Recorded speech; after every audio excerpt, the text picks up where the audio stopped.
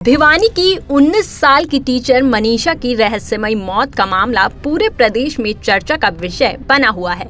11 अगस्त 2025 को मनीषा के लापता होने के 2 दिन बाद 13 अगस्त को उसका शव सिंगानी गांव के खेतों में मिला, जिससे इलाके में सनसनी फैल गई। परिवार और गांव के लोग इस मौत को हत्या मान रहे हैं, जबकि पुलिस इसे आत्महत्या बता रही है। मौके से सुसाइड नोट और कीटनाशक की पुष्टि करने वाली रिपोर्ट मिलने के बावजूद परिजन पुलिस की थ्योरी को खारिज कर रहे हैं।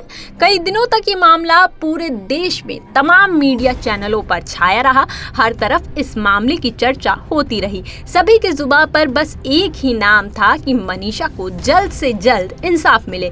बता दें कि इस मामले पर बड़े बड़े नेता और अभिनेता की प्रतिक्रिया भी सामने आई। सभी ने मनीषा को इंसाफ दिलाने के लिए सरकार से गुहार लगाई। अब इस मामले पर जाने माने यूट्यूबर ध्रुव राठी ने भी सवाल उठा दिए हैं। ध्रुव राठी ने एक वीडियो पोस्ट कर मामले को विस्तार से समझाया और अंत में कई सवाल खड़े किए। मनीषा की पहली पोस्टमार्टम रिपोर्ट में हथियार से गला काटने की बात सामने आती है। वहीं 15 अगस्त को पीजीआई रोहतक में हुई दूसरी पोस्टमार्टम रिपोर्ट में कहा जाता है कि बॉडी से कीटनाशक मिले हैं और मनीषा ने अपनी जान खुद ली है। अचानक से पुलिस के हाथ में एक नोट भी मिलता है। ऑर्गन गायब होने पर कहा जाता है कि किसी जानवर ने खा लिया होगा। दूसरी पोस्टमार्टम रिपोर्ट में कई तरह की विसंगतियां पाई जाती हैं, जैसे कि रिपोर्ट में कपड़े की जांच नहीं की गई थी, जो कि एक बड़ी लापरवाही थी। कीटनाशक के कोई लक्षण को रिपोर्ट में क्यों नहीं बताया गया था। वहीं मनीषा का फोन भी टूटा हुआ मिला था। अगर कोई मरना चाहेगा तो अपना फोन क्यों तोड़ेगा। अगर जानवरों ने उसके अंगों को खाया था तो उसके कपड़े सही सलामत कैसे थे।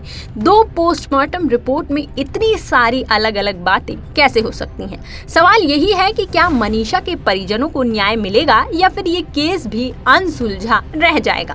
बता दें कि मनीषा भिवानी के ढाणी लक्ष्मण गांव की निवासी थी और एक प्राइवेट प्लेवे स्कूल में टीचर थी। 13 अगस्त को उसका शव सिंगानी गांव के खेतों में संदिग्ध परिस्थितियों में मिला। शव की हालत बेहद खराब थी। गला रेता हुआ था और गर्दन की त्वचा, मांसपेशियां, हड्डी गायब थी। रेप की आशंका के चलते सैंपल फॉरेंसिक जांच के लिए भेजे गए। 14 अगस्त को मनीषा के परिजनों ने शव लेने से इनकार कर दिया और पुलिस पर लापरवाही के गंभीर आरोप लगाए, जिसके बाद ये मामला चर्चा में आया। पहली और दूसरी पोस्टमार्टम रिपोर्ट में कई अलग अलग कहानी सामने आई थी।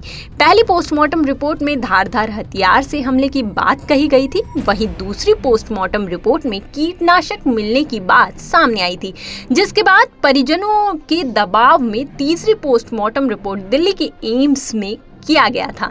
इस मामले की गुत्थी अभी भी पूरी तरह से अनसुलझी है, जिस कारण स्थानीय लोगों में गुस्सा और बेचैनी बनी हुई है। मनीषा के परिवार और स्थानीय लोगों की लगातार मांग थी कि इसकी निष्पक्ष और सीबीआई से जांच कराई जाए। उनका आरोप था कि स्थानीय स्तर पर जांच में खामियां हैं और पुलिस की भूमिका पर भी सवाल उठ रहे हैं।